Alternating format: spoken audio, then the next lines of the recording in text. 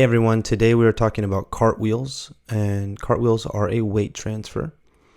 And the thing I want you to really understand about a cartwheel, I think the key important point is that just like rolling, cartwheels follow some of the very same principles. It's just kind of like rolling on your hands and feet instead of rolling, over your body essentially. And so understanding how you transition from feet to hands and hands to feet and how that movement works is going to determine how successful you are with the cartwheel. The other thing about a cartwheel is we're getting into now what real tumbling is. Rolling kind of had a piece of this, which is there's this linear momentum, the straight line, the direction that the cartwheel is traveling, and the center of mass has to move a certain distance. And so that linear momentum is key to understanding how you're going to use the cartwheel to generate enough power for the skill. And then there's the angular momentum, and that's the circling action of the cartwheel. And how well you're going to turn that cartwheel over is also going to determine what you're going to do with it. And then there's the shape changing. And in cartwheels, there's not a lot of shape changing, but there is some. And the shape changing is also going to determine how you basically are loading the system and then releasing so that you can pull the center of mass along, kind of like a slingshot. And so that's a lot of this shape changing, is figuring out how to create this tension and this movement that pulls the center of mass along. So let's jump right in. So the first images we got here are, if you look at the giant blue circle, there's a smaller blue circle in the center. That center is, we're going to just pretend is the center of mass. The orange arrow is telling us which direction the circle is traveling. Now in image number 1, the orange block is pretty high, which means that the circle would have to be pushed with a lot of force to overcome the obstacle. If you go to the image number 2, the orange block is a little bit lower, so it requires less force. You get to image number 3, it's going to be less force. It's easier to overcome the obstacle. If you go to image number 4, there is no obstacle in the way, and so it's incredibly easy to overcome the obstacle. What you need to understand is that the orange block is a representation of where your hand or foot placement is in relationship to your center of mass.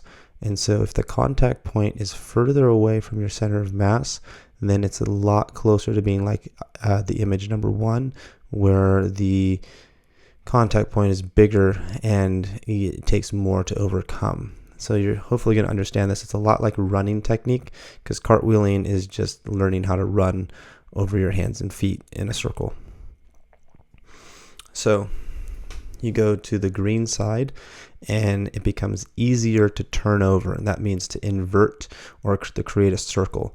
If you put your hands closer to the red arrows, it will become more difficult to turn over. So if you look at A, B, C, the closer you place your hands to C, the easier it is going to be to circle your body. The closer you place your hands to the number 3, the more difficult it will become to circle your body.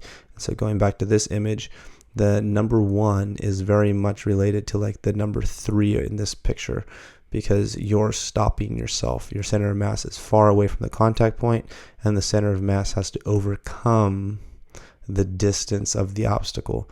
And so that's how it relates. And number 4 in this picture is very close to the arrow C.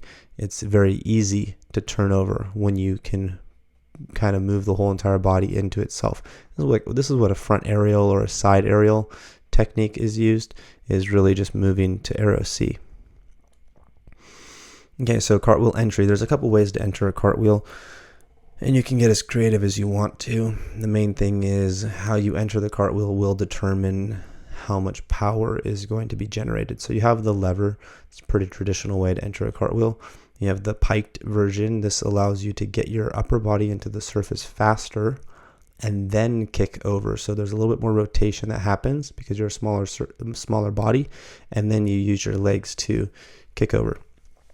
The kneeled lunge is just an example of how to make something a little bit more difficult, more tricky. So if you need some variety to make them move their body more, or you want them to have to move more center of mass, then do it from a kneeled lunge.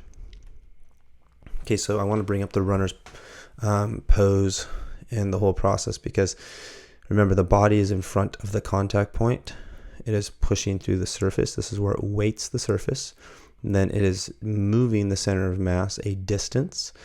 It's reaching for the ground. So the foot is now reaching for the ground, but we're not trying to put weight on the foot, and we pass over. This is where we make contact weight. So right here, if you were to put weight on that foot, like all your weight on it, then you'd be stopping yourself from traveling over it. And in other videos, we would call this, we'll talk about it later, but we call this an early block. You don't want to create an early block because early blocks stop you. You want to create a late block, which is blocking later after you travel over the contact point. So again, I want you to see that you're falling, that the center of mass is past the contact point. It's being moved a certain distance, and that distance has to carry through to there. So we're really moving it from here to there, okay? And you can kind of see a similarity in the angle. So there's shapes that have to happen. So check out the side cartwheel. All right, so you have the image number 1. There is an even distribution of weight on both legs. You get to image number 2. The body is now falling and the weight is on one leg. You get to image number 3, and now the hand is being placed down. You go to image number 4. Okay, so the hand makes contact with the surface in image number 4. That hand is stopping the body from traveling. So the leg kicking has to overcome the hand. All right. So the lower half of the body has to overcome the upper half. You get to image number 5. Now you can't balance in that position, so you're traveling over that hand. You get to image number 6. You do not want to stop there, because that hand touching the ground in image number 6, again, is just stopping you. That's a balancing position. So you need to travel over that hand. So to get to, you need to really go from 5 to 7. 6 just has to happen. So you're not trying to be in 6. You're trying to go from 5 to 7. All the weight on one arm, all the weight on another arm. Then you get to 8. This is a falling action. The weight is transferring from the hands to the feet, and it needs to actually move really fast, because when you get to 9, the standing up, it gets a little bit trickier here. It's actually not as easy to stand up as most people would imagine, and this is where they get into trouble, is from 9 to 10, and then you lose a lot of quality there because the fall is not fast enough to pull the upper body up. So from 7 to 8, people tend to slow down instead of continue the momentum. Then you have 9, 10, 11. 11's in a freezing phase. So if you look at number 4, okay, number 4, the hand touching the surface is stopping the center of mass. So you're going from your feet to your foot to your hand, and that's a lot like as if you're to place your hand down on the ground and it's in front of your center of mass and it's stopping you. So that's what number 4 is doing. So that's why it's important to get from 3 really all the way to 7, because you always want the center of mass on the opposite side of the contact point, or in the direction of the late block, so the center of mass is past the contact point. You want it to be in a constant state of fall. And so that's what makes cartwheeling tricky, because really 3 is falling, 4 is stopping the fall, 5 is rising over, 6 is a balancing position, so 7 is initiating the fall again, 8 is falling, 9 is no longer falling, it's rising, 10 is not really falling, it's coming into a balanced position. So 3 and 7 are the key factors that you're really aiming for. All right, so lunge cartwheel. So a side cartwheel, just so we're clear, is facing, let's say you're just facing a wall and you're moving sideways, placing your hands and feet, versus a lunge cartwheel, you're facing the direction of travel, and then the body turns to side in the inversion, and then it twists out and finishes facing the direction you came. Now, I'm not showing the starts as much as just understanding that there's these transitional shapes.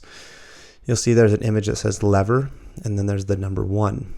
There's a couple ways to enter into a cartwheel, and it depends on how you're using it. But the main thing to understand is the smaller the shape you can become, like the number 1, and get into the surface, then the faster the rotation is going to be, which is not always a good thing. The lever action actually has more kick, so that might be something you want if you're doing aerials, but it may not be something you want if you're doing round-offs and trying to generate power. You might see more of a piked or a closed something to create rotation and then be more delayed in the kick. Now, again, we have, if we look at number 3, we can see that there's kind of this awkwardness happening in the shoulders because you have actually one arm, and I'm going to come out of this so you can see. So this arm's actually reaching for the surface, and this arm's actually trying to get the center of mass past it as quick as possible. So this arm is going to actually be stopping you. So you're trying to get from here to 5. So 3 to 5. You're trying to go from 3 to 5 as fast as possible so that you can get over this arm and get into this position and start falling. And so there's kind of a shoulder movement, a shoulder action that has to happen to get the body to transition over from 3, 4 to 5 and then fall again. And this is really the difficulty of cartwheeling, is to just maintain a constant state of fall. That's basically all it is. At the end, you might bring the feet together and do a backwards roll or something so that you can continue the fall. You might connect. Connecting allows people to feel the fall because basically you're just a continuous fall. That's all you want to be focused on, is how do I get down, and then how do I get whatever goes up back down. And that's really the art of teaching cartwheels. Cartwheels are best taught if they're horizontally traveling. You're just connecting cartwheels. It's best taught if they're traveling horizontally. Even if the legs aren't going directly over the top of the body, it's better that they travel horizontally and move their body. And then over time, it will go more vertical, and the legs and hips will kind of go more over the head and the shoulders. Now you can see the red. It's not really a stop sign, but it's like a no sign. You're not really trying to hit those positions. So you're really trying to go from one shape to the other. You're really trying to fall past those positions and get into a fall again. So you're trying to go from to without stopping or slowing down in the transition shapes. And that's really what just makes connecting cartwheels difficult, because most people want to stay on balance. They don't want to stay off balance. It looks like that's basically it. Cartwheels generally are a floor and beam skill. They transition into round-offs, which become a flight skill. You will use cartwheels on vault just to enter in for your Chenko setup. But I'm just trying to think of other things you need to know about a cartwheel. The hand placement on a cartwheel, we're not doing the crazy T hands right off the bat, so I'm just going to bring this up and add a slide because I think you need to know this. Okay, so I'm just going to make we'll see if there's actually a hand. All right. Perfect. So we have a pair of hands. All right. So what you need to know is hand placement. Okay.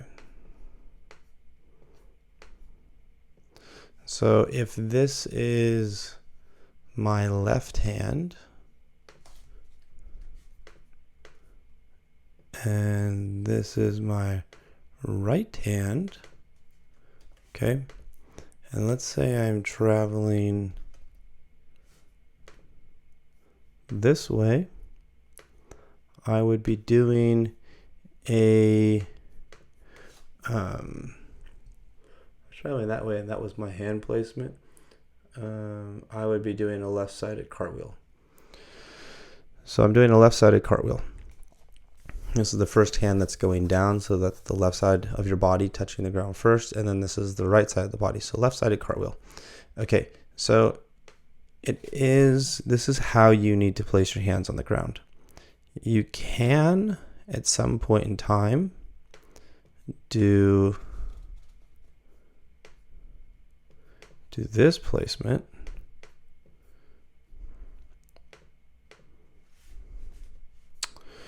Okay, you can at some point in time do this placement, and that overturns the body and helps it push.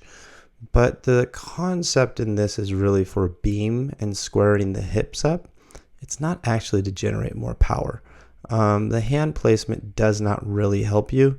What's more important is what the legs and the hips are doing and how you're actually not weighting the hands but traveling over them as fast as possible.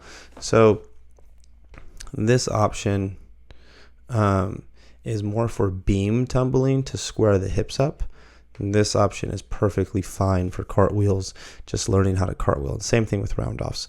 But I just want to be clear on what the hand placement. Basically, just keep the hands faced like this. Simple. Don't start turning any hands or doing funniness. That doesn't really need to exist until later, and really doesn't even need to exist on a beam until you're getting into round-offs. But you can just stay in this land at the basic levels. So if people are telling you to do this hand placement, just chill out. You don't need to do it and worry about it. It's not that important, and it's just going to confuse the kids more, and it requires more technique, and they're focused on the wrong thing, which is their hands. They don't need to be focused on their hands. They should be focused on kicking their legs and moving their center of mass. So there you have it. That is cartwheels and weight transfers. If you have questions, as always, go find somebody and ask lots of questions and pull out all the information out of their brain. Bye.